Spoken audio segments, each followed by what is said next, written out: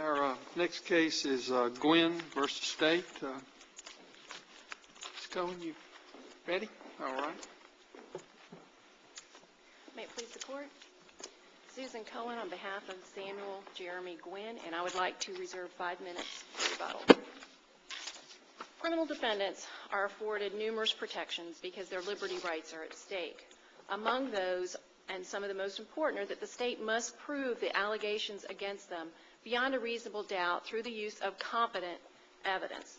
Also, there are discovery obligations on behalf of the state that are in place to avoid trial by ambush and to afford fair trials. In our brief, we've raised several issues in this case, but I'd like to focus primarily on 2 of what we consider the most serious, unless there are questions regarding some of the other issues. Starting out the trial, an opening statement, one of the very first things the state said to the jury was, it takes one to know one, and the one we're talking about is the defendant. The state then proceeded to talk about people, the police having to use bad people to catch bad people. These people aren't good people, and that the jury was going to be entering the drug world, get aside into the drug world. This is not a world we're familiar with, but it's a world you're going to learn about today. Clearly indicating that the defendant, because specifically pointing out, we're talking about the defendant, that he is one of the bad people that they have to use bad people to get, that he is a member of the drug world, clearly starting out from the very beginning, raising the implication and the inference that he's a drug dealer and he's a bad guy, which is clearly beyond. Isn't this really more a comment on the witness against the defendant? I mean, it's sort of like, and it seems to me to be sort of a typical argument that's made in a case like this, you know, where you're trying to explain that, look, I'm not going to get a Sunday school teacher to come in here and verify this because they're not out there attending these events. Yes, sir, and I think it's a difficult line to walk, but the state, when they start out, it takes one to know one, and the one we're talking about is the defendant, which is the same thing they said in closing. It takes one to know one, and the one we're talking about is the defendant. And it talks about the world of drug dealing. The cases that we've cited address the fact that you can't even comment on the fact that something is happening in an area that is known for drug activity, because, again, it brings in actions and activities that occurred separate and apart from whatever is being put before the jury on that day. This is not a case about ongoing drug dealing. This is a case where he's charged on one occasion with delivering cocaine.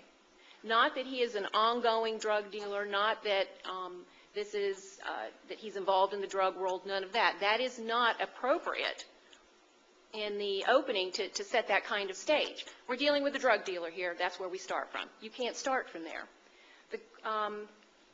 The state followed up in their closing with the same sort of thing. It takes one to know one. And again, we are talking about the defendant, Samuel Jeremy Guinn. They're not saying we're talking about our witnesses. They do mention you can't use a nun, and we understand that. But they don't talk about, okay, our witnesses may not be very good, but this is who we have. They go a step further. It takes one to know one.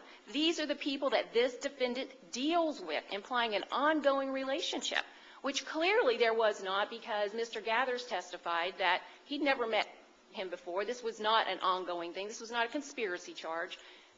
This is not somebody that he deals with. And then they go on, and when we deal with these sorts of people, that's why we use video. If that alone had been the comment, then clearly, yes, that may be a reference to their own witnesses.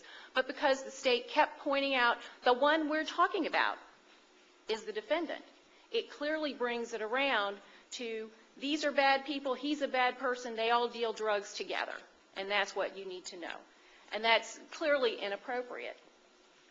There were several other times that the state made inappropriate comments talking about personal opinions. We put up the best of the two in addressing having Mr. Long testify as opposed to Mr. Gathers, testifying in closing argument that putting the drugs in that styrofoam container isn't good for drugs.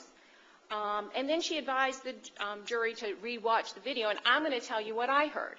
Again, had the state said, I would suggest that this is what it says, based on the testimony, based on what you've heard, this is what this witness said, this is what that witness said, I'm going to tell you, I'm merely telling you what I heard. Again, bringing in the weight of the state as basically testifying as to what was on the video. Even references to defense counsel, they were personal references. Mr. Robbins told you this and that didn't happen. Mr. Robbins, I think that was, I don't know, about an hour, and Mr. Robbins mentioned the video once. Ignore the man behind the curtain. Again, personal references to Mr. Robbins during the closing argument. Inappropriate. Mr. Robbins wasn't on trial. Mr. Robbins did not do anything incorrect, but it implies that he was over cross-examining and spending way too much time, that he was leading the witnesses, implied wrongdoing on behalf of Mr. Robbins. One of the most significant errors, I believe, was the right before trial. Right before trial, there was a discussion about hearsay statements of third parties. This is a very lengthy record, but one thing that becomes clear is the state had a lot of holes in their cases. They had little bits and pieces, but their problem was putting it all together because some people knew people and the witnesses kept changing their stories. And right before trial, Mr. Robbins said, we just want to be sure there's no hearsay elicited, no hearsay brought out. The state assured, no, we will not do that. In an opening statement, what does the state tell the jury? Zeke made some phone calls to a friend, and he learned that the defendant had cocaine to sell. Clearly in violation of this discussion and agreement right before court. Zeke learned through this mutual friend that the defendant had cocaine, 1/4 kilo, just under 250 grams. Again, clearly setting out that there was information that was brought before the jury, that was going to be brought before the jury, that's hearsay. The state knew full well that they could not bring in a witness to testify to that. There was nobody on discovery. There was no witness brought in. The state can only remark about that evidence, which it truly believes, and it has a good faith belief it can produce at trial. And the state knew it could not produce that at trial. Then when you couple that with the discovery violations, this case went on for almost 2 years, as the court repeatedly noted in this case. The Friday before trial, the state produced a transcript that it was going to use of the video. The video was clear visually, except the different individuals were in and out of the video, and the sound was not real good because the TV was on. You had difficulties. So Friday before trial, the state produces a transcript. Even though they'd had it for several days, they don't provide it to counsel until the Friday before. Counsel objects. We need a hearing. We want to make sure that it's admissible. You got to follow Martinez. The court sets it for the next Monday for a hearing. The hearing sort of takes place. The court apparently reviews the video, and the transcript does not have anybody testify authenticating it other than because Mr. Long was supposed to be present and he wasn't. The morning of trial, and this case has been going on for 2 years, the morning of trial, the state presents a second transcript where there's a few words added that become significant. Mr. Robbins says, this is a change. If you're saying that Mr. Gathers told you this, that's a change in his testimony from his deposition. You didn't tell us that. It's a discovery violation. Plus the added transcript. The court's response was, this case has been going on for, I believe the court said, over 18 months. I'm not having any hearings. I'm having a trial. And they proceeded to trial.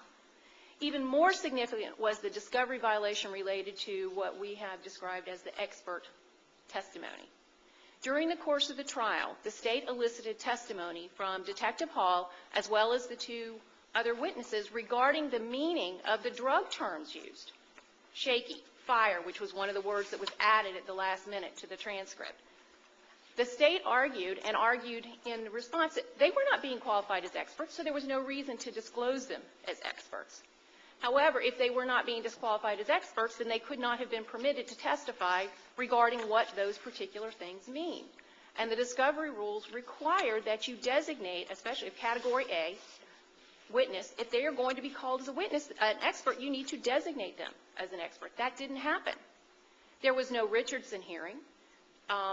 The court arguably determined it wasn't a discovery violation because the state kept arguing we're not qualifying them as experts. However, what the state did was say the jury can't understand this by themselves. Based on your training and experience, what do these things mean? And which is exactly what that is. That's qualifying them as experts. There was no opportunity to prepare for that. There was no opportunity to speak to other experts to see if that's what those terms mean. The responses of the state has been, well, you had depositions, You could have asked these people, but the law is clear. That is not sufficient. The fact that you have the opportunity to depose a witness, the fact that you know that a witness exists, does not eliminate the state's obligation to disclose certain things to you, statements that are made, and to disclose that they are going to use someone as an expert so that you know which questions to ask and so that you can adequately prepare. But that didn't happen in this case. In this case, they were allowed to testify as experts. And I see that I'm into my rebuttal time.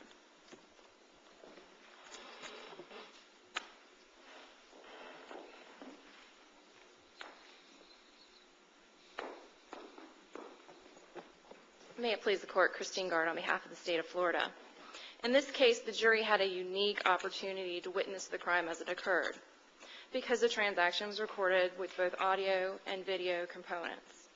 The jury watched this video twice, once during the State's presentation when it was admitted into evidence, again during the State's closing argument, and twice, we know, based on the jury questions that are contained in the record, while they were deliberating. The video reflects that the defendant brought the drugs to the room or discussed the drugs in the room, although the defense alleges that Ronnie Long actually brought the drugs into the room. However, it is the defendant that's actually making the discussion about the transaction, about the quality of the drugs and their character and those matters. He also had a discussion with Ronnie Long about the character of the drugs while they were en route or when he got in the car, about what Ronnie thought about the fact that part of that cocaine was shaky. In other words, broken up, not in a solid chunk. So we have two times when that's done. So I'll address the lay opinion issue first. First of all, the two guys from the street, the confidential informant Zeke Gathers and Ronnie Long, were free to testify as to what they understood their conversations to be without being experts. So you get those definitions of those street slang terms from those two folks. So essentially, the law enforcement officer's testimony is completely cumulative, if it indeed was error to not let him give his opinion as to what those terms mean. It's important in this case because there are 22 allegations of error in the first issue to reach cumulative error that this court observes what was preserved and what was unpreserved. Otherwise, only on these preserved claims can they get to this without going through the fundamental error pathway. They don't cite any claims that rise to the level of fundamental error in this case. Most of these things were not properly preserved, or the few that they've argued in the reply brief should be counted as preserved were preserved only by making a motion for mistrial at the beginning of the trial, which is clearly the most extreme remedy and the most disfavored approach when you have other avenues available. They didn't move to strike the testimony. They didn't move to have a curative instruction given or anything along those lines on some of these issues. With respect to the Richardson violations, the court didn't have to conduct a Richardson hearing if no discovery violations occurred. On most of those occasions, or on at least one of the other occasions that they allege a Richardson violation occurred, there was no violation. It was actually, the gentleman was deposed and information was given. One of the issues they talked about, the change in testimony of the confidential informant when the words "the fire" were added to the transcript, which I will tell the court was never admitted into evidence, was not taken back into the jury room based on the records that are available in this case. There's nothing showing that that transcript went anywhere other than where it should have as a demonstrative aid. The change in testimony is simply at his deposition he said, "That's all I hear on the tape." It's not that he said, "I never said it was the fire," or "I said this cocaine was bad," and suddenly now he's changed his testimony. It simply was he indicated in his deposition that that was all he heard, and then two words were added. The changes to that transcript from Friday to Monday were insignificant, with the exception of the addition of the words "fire." A cell phone rings parenthesis was put in, and there was one other small minor change made. On the personal references issue, the state believes it's thoroughly briefed that issue for the court, so unless there's any questions on that, I will rest on my brief with respect to that answer. With respect to the state's opinion, this is not the same type of issue that is addressed by the case law. The case law addresses issues that are more akin to, this is a fine officer who in my experience doesn't lie. That is not what the prosecutor was arguing in this case. The prosecutor has the right in closing argument to tell the jury what he or she believes the evidence shows, to tell them the bulge in the pocket. That's where I think that's where the state asserts the cocaine was. Perhaps not using the word I instead of using the word state, perhaps using the word defense counsel instead of Mr. Robbins. All would have been finer niceties. They don't constitute error. And with respect to the demeaning of defense counsel, that's all thoroughly briefed as well. The intention wasn't to demean counsel. The state was pointing out errors in closing argument. Mr. Robbins, according to the transcript in the record, made the closing argument. He was defense counsel, so calling him defense counsel versus calling him Mr. Robbins is fairly insignificant. With respect to one final issue, two final issues, the discussion about hearsay, the state did not admit any objected to hearsay during the course of the trial. Hearsay is actually got to be testimony. It's not what the state represents in its opening statement, because it's just not testimony. Many of those items, there was references to phone calls being made to set up the drug deals and things like that, all made during the course of the trial. And why wasn't that an improper comment, though? I mean, I agree with you. There was no testimony. As I understand it, there was a comment that one of the CIs, or the CI, apparently made some phone calls and learned from the phone calls that there were drugs to be purchased in this place. And that was not admissible, right? I mean, that wouldn't be admissible. That'd be hearsay. It would be hearsay unless the... And it wasn't admitted in this case. I don't know. I'd have to go back through the general... I don't think it was, but why did the prosecutor talk about it in an opening statement, and why did the judge overrule the objection? Because the objection was made to hearsay. Objection, hearsay. It was not made objection, this isn't going to come in. Excuse me. It wasn't even really an objection. But. Well, there is an objection to that issue at some point in time, and I can glance through and tell you where that was. But he objected to hearsay, and there was a colloquy and a back and forth with the judge, and the judge said, actually, you know what, that happened later. I apologize. I don't remember. That happened on another hearsay issue. Sit down, overruled. Yes. But again, the evidence of the phone calls being made to set up the drug deal did come in. It came in through the officer, and it was unobjected to. I don't remember off the top of my head right now what Zeke Gather said. I don't think he said anything about the phone calls. Ronnie Long did talk about phone calls. But the particular phone call, the other thing, too, is if you look at things in context in this case versus pulling out the statements, it often gives what was said a little bit different tone and meaning. There's several times where when you just lift out the quote, it's a problem. But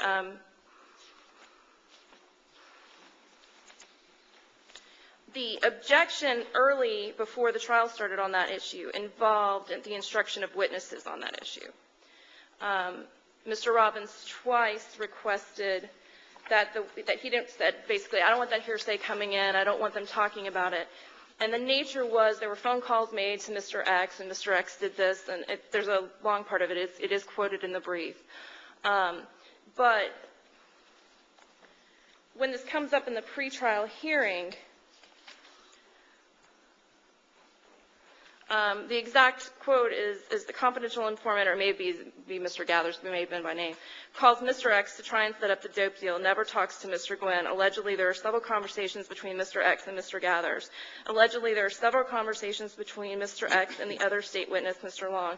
I want to make sure that all of that hearsay does not get brought up. And then he asks that the witnesses be instructed. Basically, it goes on. And then the judge agreed, and the witnesses... The state's response was, I don't intend to elicit hearsay from, because again, we're talking about witnesses, from the witnesses. But they talked about it in the opening statement. Well, but they don't talk about necessarily the same thing. Some of that stuff, if the defendant himself had said, you know, I have cocaine to sell in one of those conversations, like for instance, even with Mr. Long, that would have been admissible as a statement against interest. So it would have been while hearsay, it would have been subject to Well, apparently admission. during opening statement, the prosecutor told the jury that Gathers made some phone calls to a friend, and he learned that this defendant had cocaine to sell.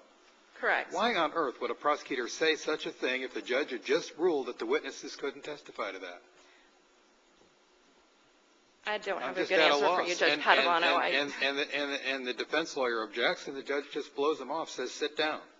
Well, again, I would ask the court to review the transcript. There were lengthy, multiple, continuous objections throughout this trial, many of which were lengthy, page-long, multiple page-long speaking objections. I mean, we're here on a cold record. We're here on what's in there. I can't tell you what they were thinking. I'm not commenting on the judge's choice of a terminology and as much as I am. I just don't understand why that wouldn't have been immediately sustained based on the previous ruling. I don't know why it wasn't. I don't know. Again, I wasn't there in the courtroom. Ms. Cohen may or may not have been. Mr. Robbins is her partner, and he tried the case. You know, again, that's just, it may have just been that the judge had simply reached the limits of it, and because the statement itself wasn't hearsay and he had been objecting previous to that, having the witnesses provide hearsay, and it was simply a statement by the state, which is not evidence, and the court, the proper instruction was read at the beginning of opening statement, that the court just, I suppose, let it go. I don't know. But the evidence showed that a drug deal was arranged, that this defendant had cocaine to give. So all of that you can be inferred from what happened in this case. That's also true. I mean, you make a good point, but that's also true in the Bolo cases, for example.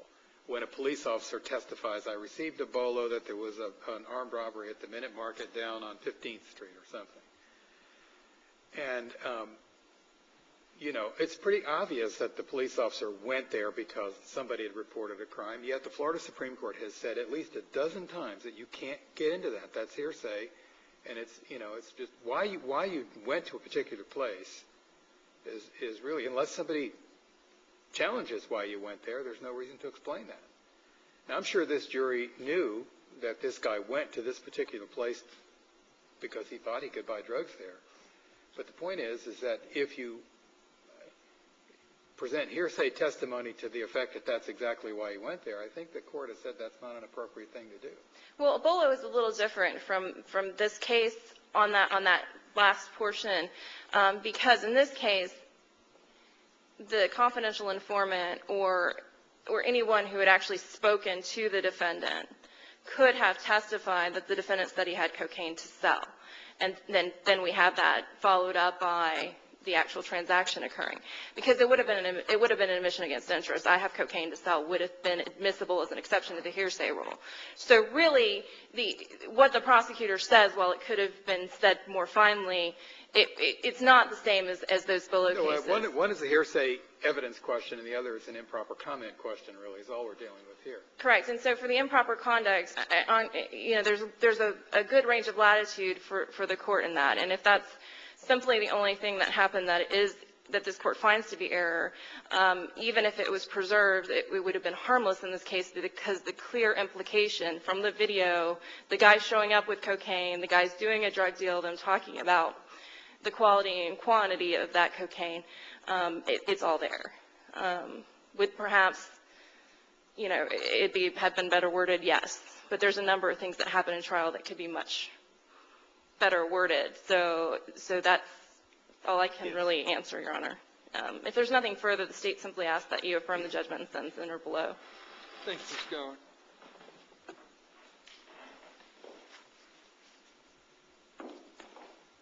As to the preservation issue, we would respond as we did in our brief. There's numerous attempts by counsel to preserve his objections. The state mentioned something about the tone. It's a cold transcript. However, I think from a full review of the transcript, you can kind of get the tone of what was going on.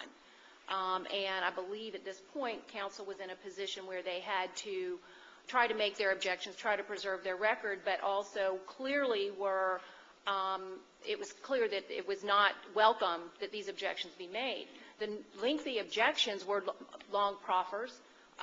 It wasn't that the objections were inappropriate, it's just that the proffers took a while because the court felt like, let's just get it all out, so they did take a while.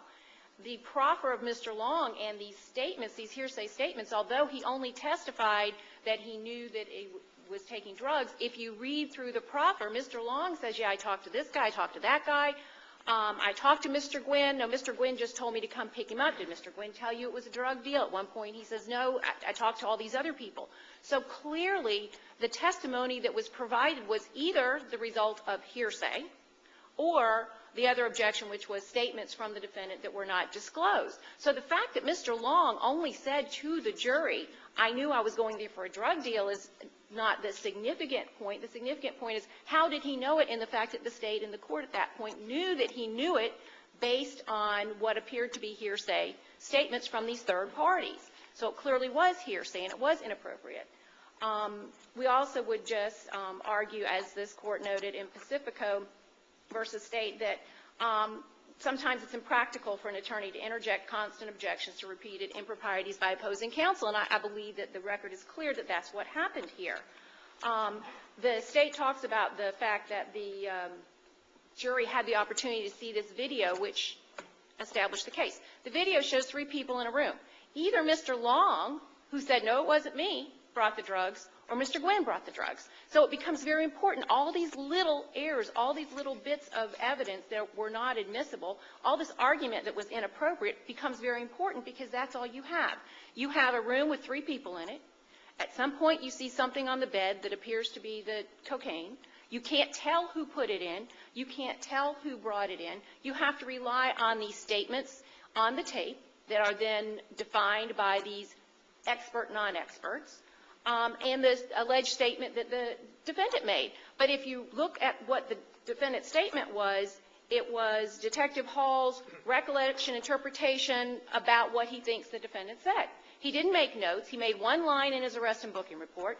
At the hearing, the court even found, this statement worries me, concerns me, you know, what did he say? And then the court allows it in. And when defense counsel tried to ascertain what exactly can come in, whatever he testifies to, and then you can cross-examine him. This is the defendant's statement.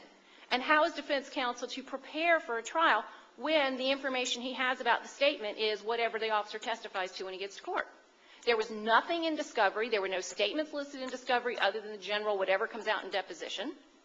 So again, between all these discovery violations and the statements of the prosecutor, this all becomes very significant when you look at what the actual evidence was. The only clear evidence was the lab result. But the question is, who brought the drugs? Who set up the drug deal? And what we have is hearsay statements regarding the defendant. We have a summary of a confession of what the detective assumes he said. He can't say he said delivered. He can't say I said I was responsible. He doesn't know what his words were. He just knows the gist of it. And this is his conclusion of what he was told. We have undisclosed expert testimony regarding the terms on the video. And opposing counsel is correct. The jury did view that video 2 more times. And so clearly the statements and the information on that video was very important. But again, the meaning was assigned to it by the testimony of the informant, Mr. Long, who again is the primary witness, who it's either him or Mr. Guinn, and Mr. Long saying, whoa, it wasn't me. In fact, he says, I'm just the driver, as he walks in front of the camera. And so by the time you put all that together, the cumulativeness of it, the preserved and the unpreserved in the case law is clear. You do look at both in issues of prosecutorial misconduct, and in circumstances like this, if you look at it all together, it does rise to the level of requiring reversal. All right, thank you both.